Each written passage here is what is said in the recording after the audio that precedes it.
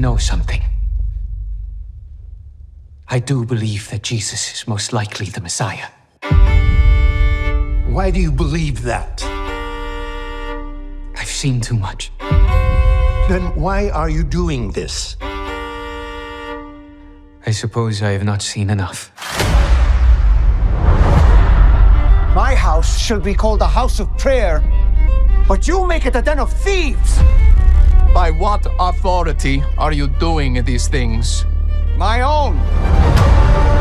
We have a problem. Jesus operates entirely outside our jurisdiction.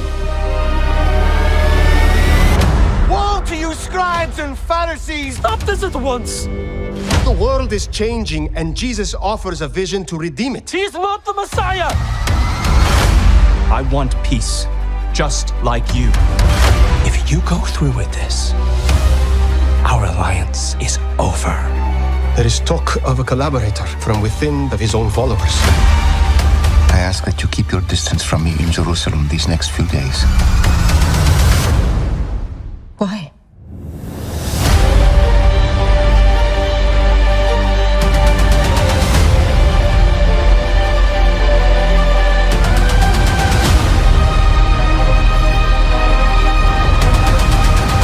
You serpents! How will you escape being condemned to hell? What have you done?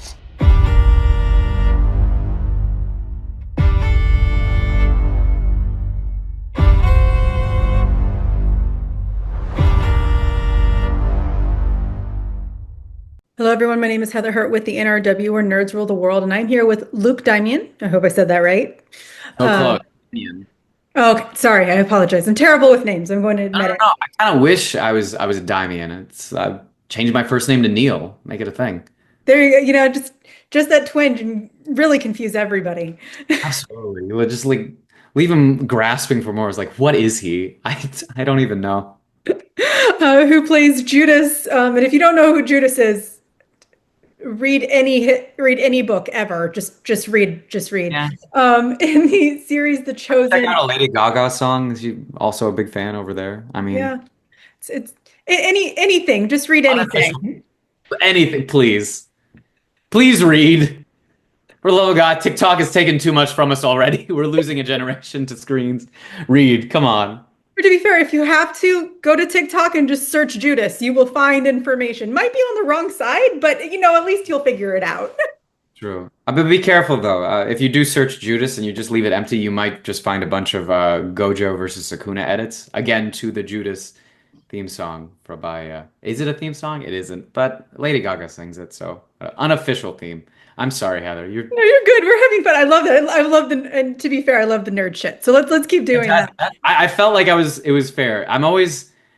We have an entire fandom of people who watch and enjoy our show. But I can't lie, I'm so disappointed because I felt like coming in, this felt like the modern like youth's version. I felt like we were making the CW's Jesus, like the era of Smallville and Supernatural, like that prime time, like Charmed. I thought we were making the Jesus show for that audience, for that generation. Like we have soap opera relationship drama, we've got like surprise death scenes, we've got like jokes. Like it really was. It is like a really fun show, but man, nobody attached the Judas by Lady Gaga to me. I feel like I really had to force that one, and I think it's one of my biggest regrets. No regrets there. Don't regret it. But we got to hear. Yeah. But let's talk about The Chosen, The Last Supper. And I love the concept of it being a CW-esque explanation of Jesus's life. It's kind of perfect. It is. Some people would look at that as, don't you not want a CW? No, it's a great way to tell a modern audience through a pseudo-dramatic lens. And I love that way of explaining this series. So let's just jump right into it. I think we dillied out a little bit too long. I'm sorry. I derailed that train so hard, and I apologize. No, you're great. I love it. We're not so much of a Christian organization. So it's derailment is something that would definitely work here very, very well. But with that being said, Judas has had a journey in this series, from his first intro, the end of season 2, through his real big bring in during season 3. We've seen him, I want to say it's grow, but it's actually kind of gone the opposite way. He felt like a stronger character, and now he feels like he's really disjointed. What has your journey been like playing him through these last 3 seasons as we go in, as the audience goes into season 5? Weirdly enough, I think I'd say the same. The journey, even like with the show, it was met, at least for me, very, very interesting. I'm a self-proclaimed nerd as well here. So, in that same vein, not the biggest reassurance by like a Christian idyllic view of either media or narrative. So I was like, what am I doing here? Am I doing this character justice, or am I just playing into the ideals that a certain group of people just want to hear? And it wasn't until I started to let go and we reached this season and I found the correlation of that frustration and the realization that he went into this grouping and in almost a predestined sort of fate, like he just kept losing.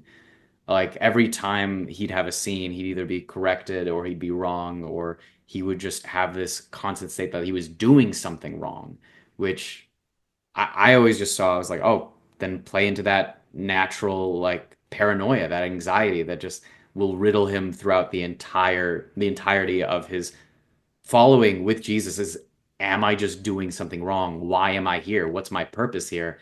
And why can't I find it? Until eventually it comes and it builds and it boils to a head that we see in season 5, where he just breaks and he's like, then why am I here? Why did you ask me to be here? And he knows why, the audience knows why, but Judas sadly does not. So I love that predestined fate that he, no matter how hard he tries, no matter how hard he cries or weeps or screams to the heavens, like he cannot escape his fate, no matter how well-meaning, how much he's thought through it. He plans, he schemes, he preps. He's going to lose, and he just couldn't. He couldn't prep to lose, which is so sad. And it is. It's unfortunately or fortunately, I guess it depends on where you stand within the biblical nature, within theology. Everyone's like, oh yeah, sweet, it worked out for us, but for everybody, for him, not so much. It's true. With that being said, Judas is like the second most famous villain ever, after like the snake. So with that being said, we know, it's, we could go into that type of theology, but we're not going to do that here.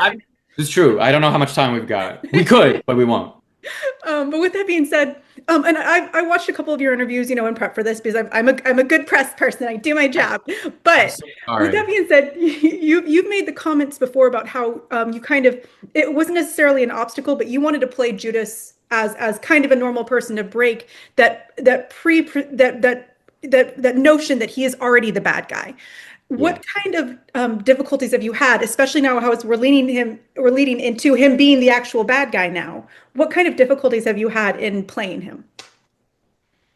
I think the difficulties have just been, I really do care about this character. I cared about him before I was even cast, and when I was offered the chance to audition for this role, I even remember it was like, oh, it's either this or nothing. I don't think I could do this show if I was playing Philip or Goat Herder number 2. Like, when they offered me the role of Judas, was like, fantastic. This is how it's got to be. And so I find myself constantly fighting for him or trying to get a genuine look, because I think a lot of people try to make sense of him.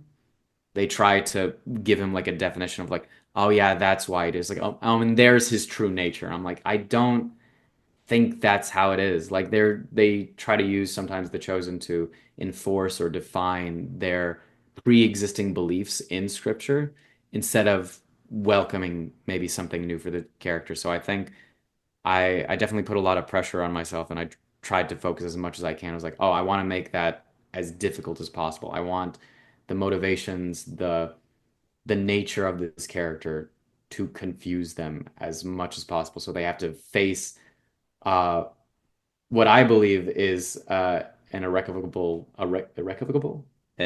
uh, an absolute truth, which is um, anyone is capable of great evil, but if that is the truth, then no one person is truly fully evil, and they just have the capacity for it.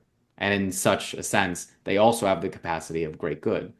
So it shouldn't be as easy to judge and try and label someone as purely destined either for damnation or to never be redeemed, because in every sense, Judas's real heartbreaking part of the story to me isn't even the betrayal. It's the fact that if he had just waited, if he had the courage and the resolution to apologize to Christ when he had come back, there's no doubt, I think, in any self-proclaimed Christian's mind that Jesus wouldn't forgive him.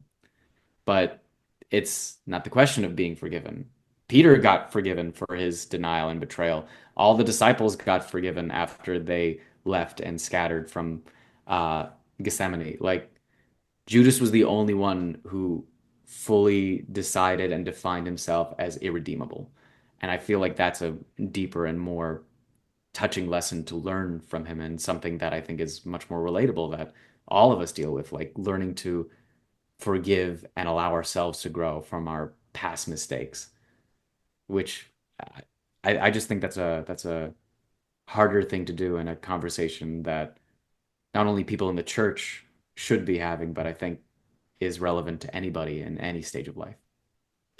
There's I was a comic retailer in a past life, and one of the great things about comics is one of the great things about comics is we talk about that gray area which you bring up. It's often more, it's far easier to relate to the villain due to the trauma, due to the events of their lives. And Judas has definitely been one of those where you see as and sorry to make this personal, as someone who was not the favorite child, I felt a lot of like no, I'm just not just right.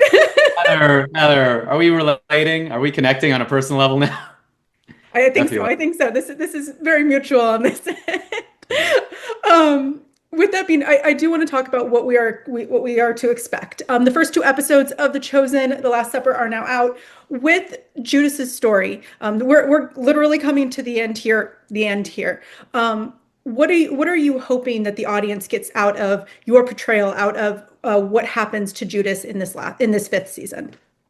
I hope they see kind of like what I had said before, that it wasn't a simple definition of character. That the breakdown of Judas's beliefs, his actions, and what leads him to betray, and also in the next season, what ultimately destroys him and breaks him down internally, isn't from this basic desire for money or pride or power. It purely is just human instincts. Like, this is just a person. I hope that they can see the character in the fullness, complete in the seasons, and it's not just a simple write-off of, oh, he was always destined for this, it's fine, just throw him to the wayside as they usually do, but as something to mourn, like the loss of what could have been the ultimate redemption story because he gave up on himself. Like, to me, suicide is a very personal thing that I think it's a plague that is very constant and relevant in whatever timeline or stage or generation we're living in, and it's always predicated in a form of loneliness, a lack of faith in oneself, and just usually a separation or a expulsion from other people. And so I hope in this depiction of a character who famously, biblically, again, to me, is a representation of suicide, that when they're finally faced with it, it's not just a simple throwaway line in a book. There's many people who I've met, fans, who don't even know that Judas takes his own life at the end of his story.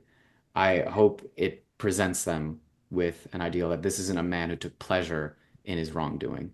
It's just a person who made a mistake.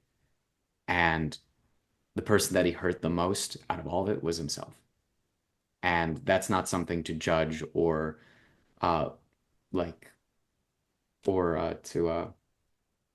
to hate, but it's something to lament and mourn and to recognize within ourselves that we deserve to grow, no matter what we've done, no matter how we view ourselves, no matter how much we think we're worthless or we don't deserve a second chance. Even Judas deserved a second chance. And you can see that through his actions in season 6 and where his heart truly was, even if he made a mistake. If Jesus would be willing to forgive him, we should be willing to forgive ourselves in any capacity. That is absolutely beautiful. That was lovely. Also a complete 180 from the Lady Gaga start of this conversation. I know, right? Got to hit on both spectrums every set. It is. Luke, thank you so much for your time. The Chosen, The Last Supper Season 5 has premiered with the first 2 episodes on Prime Video, available right now. Thank you, sir, and you have a wonderful day. Thank you too, Heather. Appreciate it.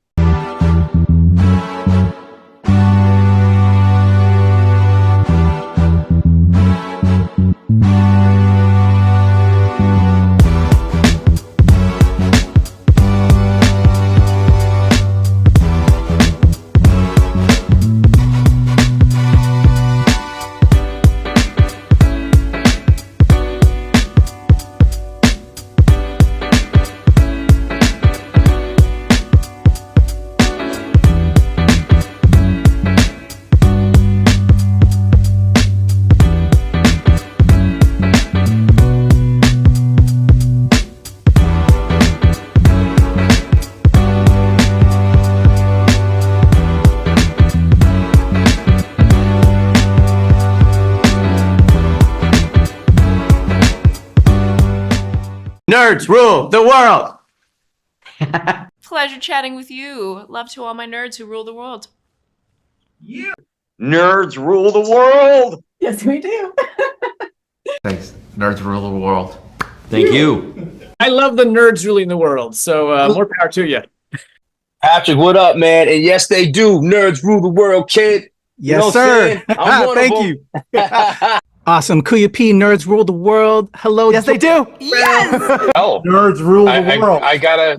It's in the title of your show, like nerds rule the world. Like I want more Black weirdos on screen, and I don't feel like we ever get to see that very much. Thank you so much. Nerds do rule the world. Yes. Thank you. Thank you. Nerds rule. Love it. Hello, Sarah. Hello, Julian. Yes, nerds rule. Yes, rock on. I love it. Thank you so much. It's good to see you. I love Nerds Rule the World. But yeah, there's a heavy nerd component, man. Yeah. And at the end of the day, if you ask me, nerds rule the world. So absolutely. And you're right. Nerds do rule the world. We're just the best. Yes. Thank you, ladies. Nerds so much. Yes. Thank you, guys. Bye. It's your boy KAYFABEYBABY. Nerds rule the world. Thank you so much, guys. I appreciate you. They rule the world all right. Yes. Take care, Tony. Thank you, guys.